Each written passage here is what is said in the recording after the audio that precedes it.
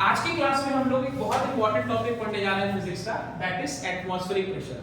अब टॉपिक तभी समझ में आता है अगर हमें उसकी फिजिकल सिग्निफिकेंस समझ में आ जाए। तो सबसे पहले तो जानते हैं कि एटमॉस्फेरिक प्रेशर है क्या। देखिए, आप लोगों ने ज्योग्राफी में पढ़ा है और अपने जूनियर क्लासेस में भी पढ़ा है that atmosphere is made up of different layers, troposphere, stratosphere, ionosphere, mesosphere, और हर लेयर अपने नीचे वाली लेयर पर एक प्रेशर लगाती है। मान लीजिए ये लेयर 1 है, ये लेयर 2 है, ये लेयर 3 है।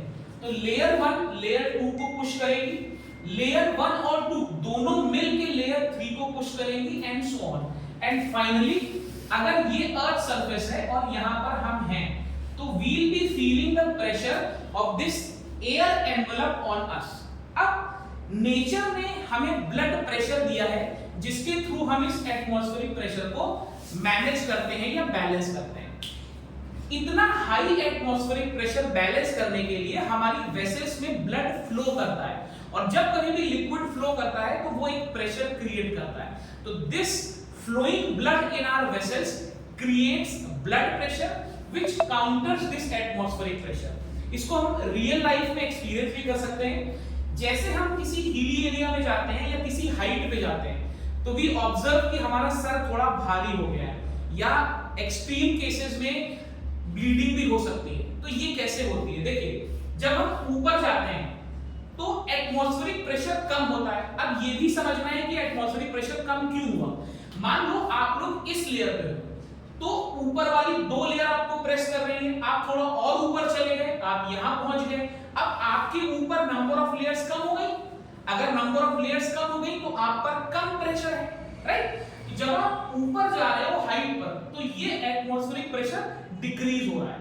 लेकिन भगवान ने, नेचर ने तो आपके ब्लड का प्रेशर रेगुलेट करके दिया है। हमारी बॉडी तो ट्यून है प्लेस पे रहने के लिए।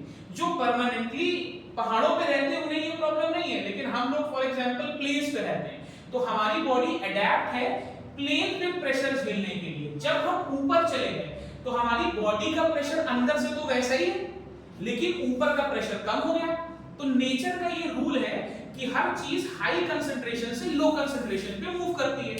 तो अंदर जो ब्लड वेसल्स में ब्लड बहुत हाई प्रेशर पे फ्लो कर रहा है, वो अपने प्रेशर को रिड्यूस करने की कोशिश करेगा।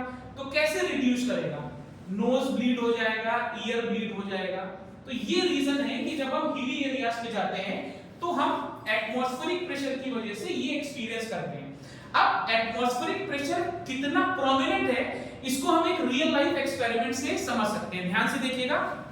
देखिए, इस एक्सपेरिमेंट में हम 2-3 चीजें डेमोंस्ट्रेट करेंगे। सबसे पहले, केमिस्ट्री में आपने पढ़ा है कि कंबस्शन के लिए वी नीड ऑक्सीजन। अगर ऑक्सीजन नहीं होगी तो बर्निंग नहीं होगी, कंबस्शन नहीं होगा। और दूसरा, हम ये देखना चाहते हैं कि रियल लाइफ में एटमॉस्फेरिक प्रेशर कितना इफेक्ट क्रिएट कर सकता है। तो आपको क्लियरली दिख रहा है, हमने एक वेसल में कुछ कलर्ड वाटर लिया हुआ है। ये कलर्ड इसलिए लिया है ताकि आप राइज देख पाए, ठीक। अब हमने ये कैंडल जला दी, सभी लोग ध्यान से देखेंगे, किसी को कहीं डाउट होगा तो पूछेंगे, ठीक। अब ये कैंडल जल रही है, this is an empty glass. इसके अंदर वही एयर है, उसी प्रेशर पे है जो इस रूम में है, एटमॉस्फेयर में। अब हमने ध्यान से वाटर का लेवल इस ग्लास के अंदर देखेंगे सभी लोग। देखिए, हमने इस ग्लास को इन्वर्ट किया, थोड़ा जूम इन करिएगा, ध्यान से देखिएगा। बर्निंग के लिए ऑक्सीजन चाहिए। ऑक्सीजन कहां से आ रही है? वही एयर जो इस ग्लास के अंदर थी। जब ये एयर खत्म हो जाएगी तो ऑक्सीजन खत्म और कैंडल बुझी। ये देखिए, कैंडल बुझी, और ध्यान से देखिए, कैंडल के बुझते ही वाटर लेवल अंदर राइज करने लगा। आपने ये नोटिस किया?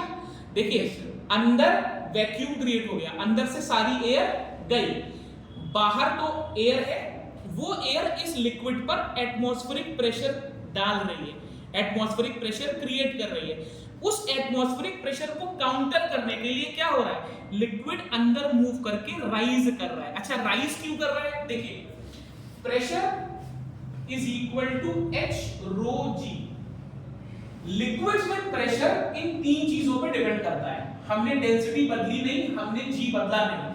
अगर कहीं पर प्रेशर कम है और वो अपनी वैल्यू को इंक्रीज करना चाहता है, तो भाई डेंसिटी और जी तो चेंज कर नहीं सकता, तो क्या चेंज करेगा, वो अपनी हाइट चेंज करेगा। वापस इस ग्लास को ध्यान से देखिए, अंदर जितनी एयर थी वो पूरी बर्निंग में यूज हो गई, अंदर प्रेशर ड्रॉप हो गया। लिक्विड का एक और लॉ है, बहुत इंपॉर्टेंट लॉ है, that is Pascal's law. Pascal's law कहता है अगर आप किसी एक पॉइंट पे प्रेशर चेंज करेंगे लिक्विड कॉलम में, तो वो प्रेशर पूरे लिक्विड पे ट्रांसमिट होगा। इस लिक्विड कॉलम में बाहर प्रेशर ज्यादा था, अंदर प्रेशर कम था, तो जो एक्स्ट्रा प्रेशर था वो बैलेंस होगा। उसको बैलेंस करने के लिए अंदर का प्रेशर बढ़ना चाहिए। अंदर का प्रेशर कैसे बढ़ेगा, अंदर का प्रेशर बढ़ेगा वाटर कॉलम की हाइट को बढ़ा के। आई गेस सबको ये कॉन्सेप्ट समझ में आ गया है। इस रियल लाइफ एक्सपेरिमेंट से आपने एटमॉस्फेरिक प्रेशर को डेमोंस्ट्रेट भी कर लिया। अगले वीडियो में हम ऐसे